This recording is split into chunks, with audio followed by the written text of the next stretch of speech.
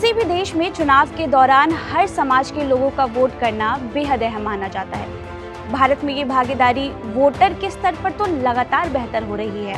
यानी हमारे देश में लगभग सभी वर्ग और समाज के लोग जमकर मतदान में शरीक हो रहे हैं। लेकिन जहां सवाल आम लोगों के चुनाव लड़ने की आती है तो हालात बिल्कुल ही अलग है।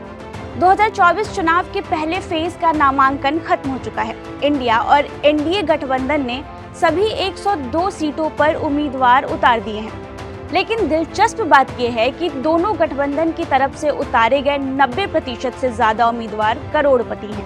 ऐसे में इस रिपोर्ट में जानते हैं कि भारत में एक आम व्यक्ति का संसद के दरवाजे तक पहुंचना कितना मुश्किल है। बड़ी पार्टियों की पहली पसंद होते हैं करोड़पति कैंडिडेट। दरअसल चुनाव लड़ रही बड़ी पार्टियों की पहली पसंद करोड़पति कैंडिडेट होते हैं। इसका पहला उदाहरण तो हमने आपको शुरुआत में ही बता दिया था कि इंडिया और एनडीए गठबंधन ने सभी 102 सीटों पर लगभग 90% से ज्यादा करोड़पति उतारे हैं। इसके अलावा एआईएडीएमके के 36 उम्मीदवारों में से 35, द्रमुक के 22 में से 21, भाजपा के 77 में से 69, कांग्रेस के 56 में से 49, तृणमूल कांग्रेस के 5 में से 4 और बसपा के 86 में से 18 उम्मीदवार ऐसे हैं जिन्होंने अपनी संपत्ति 1 करोड़ रुपए से ज्यादा होने की जानकारी दी है। वहीं इसी रिपोर्ट के अनुसार 17वीं लोकसभा में 475 सांसद करोड़पति थे। इनमें बीजेपी के 265 और कांग्रेस के 43 सांसद थे। बात 16वीं लोकसभा की जाए तो 2014 से 2019 के इस कार्यकाल में 442 सांसद करोड़पति थे और साल 2009 से 2014 तक के कार्यकाल में 300 सांसद करोड़पति थे। आम नागरिक निर्दलीय लड़ तो सकते हैं लेकिन जीतना मुश्किल।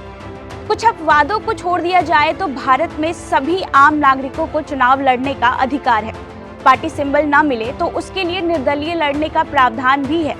हालांकि निर्दलीय उम्मीदवारों की जीत के मामले में रिकॉर्ड काफी खराब है। देश में अब तक सिर्फ 1% निर्दलीय ही सांसदी का चुनाव जीत पाए हैं। कुर्सी पाने में नेताओं का परिवार सबसे आगे। राजनीतिक पार्टियां टिकट देने में नेताओं के बेटे बेटी और रिश्तेदारों को ज्यादा तरजीह देती है। 17वीं लोकसभा चुनाव में करीब 30% सांसद परिवारवाद की राजनीति से आए थे। वहीं 16वीं लोकसभा में यह आंकड़ा 20% का था। इस बार भी सभी बड़ी पार्टियों ने जमकर बड़े परिवार से जुड़े नेताओं को टिकट बांटा है। बिहार में लालू और रामविलास परिवार से 2-2 सदस्य चुनाव लड़ रहे हैं। वहीं मुलायम परिवार से 4 सदस्य चुनावी मैदान में हैं। गांधी परिवार से 2 सदस्य मेनका गांधी और राहुल गांधी मैदान में हैं, जबकि 2 के चुनाव लड़ने की चर्चा है। कर्नाटक में तो कांग्रेस ने 10 नेताओं के रिश्तेदारों को लोकसभा का उम्मीदवार बनाया है।